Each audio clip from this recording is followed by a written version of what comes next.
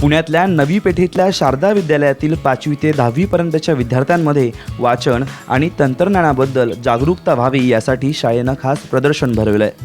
Pune smart सिटीच्या स्पर्धेत अव्वल येण्यासाठी सकाळ माध्यम समूहानं घेतलेल्या पुढाकाराची दखल शारदा विद्यालयानं घेतली आहे. शाळेच्या मुख्याध्यापिका सुषमा भाले यांच्या मार्गदर्शनानुसार विद्यार्थ्यांनी स्मार्ट सिटीच्या 24 घटकांपैकी काही घटक निवडून त्यावर वैविध्यपूर्ण प्रकल्प तयार केले. मुलं स्मार्ट झाली तर शहरही स्मार्ट होईल या भावनेतून शाळेनं विद्यार्थ्यांकडून हे प्रकल्प करून घेतल्याचं त्यांनी सांगितलं.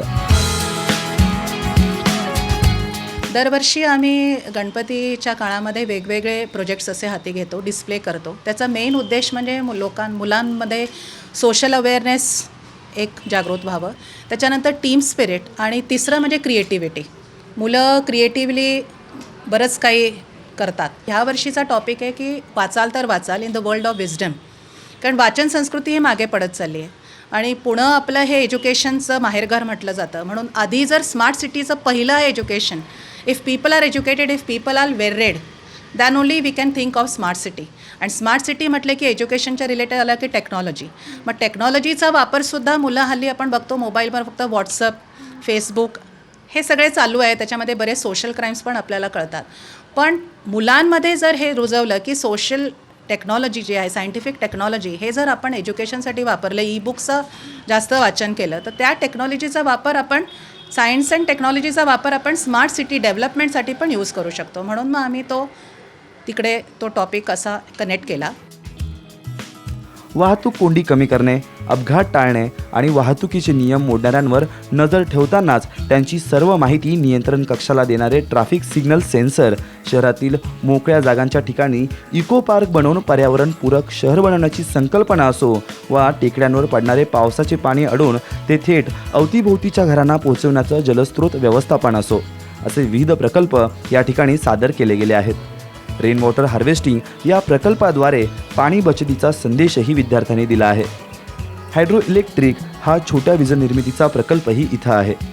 नदीजोड प्रकल्पाची झलकही विद्यार्थ्यांनी सादर केली. स्मार्ट सिटीबद्दल या विद्यार्थ्यांच्याही मनात काही कल्पना आहेत. स्मार्ट सिटी होण्यासाठी सोशल मीडियाचा वापर करणं आवश्यक आहे.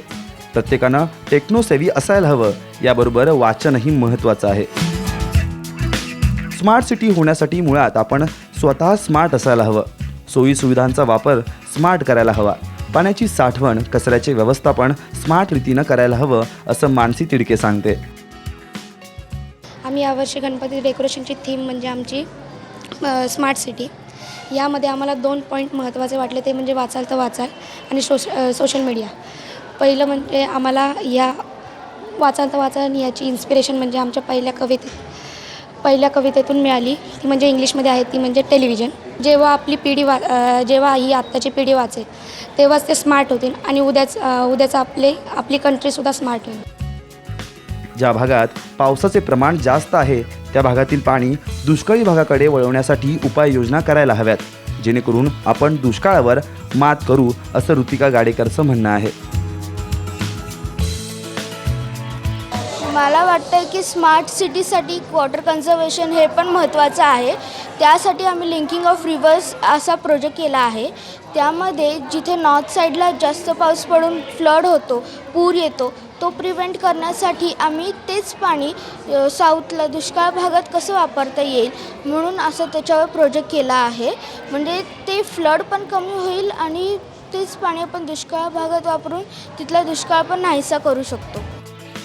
खरोखरच असे प्रयोगशील विद्यार्थी असतील तर शहरच काय, देशातील खेडेही नक्कीच स्मार्ट झाल्याशिवाय राहणार नाहीत. शाळातून असे प्रयोग झाले तर नक्कीच आपली शहरं जगातील अव्वल शहरं होतील. अमित गोळवळकर, साम टीव्ही, पुणे.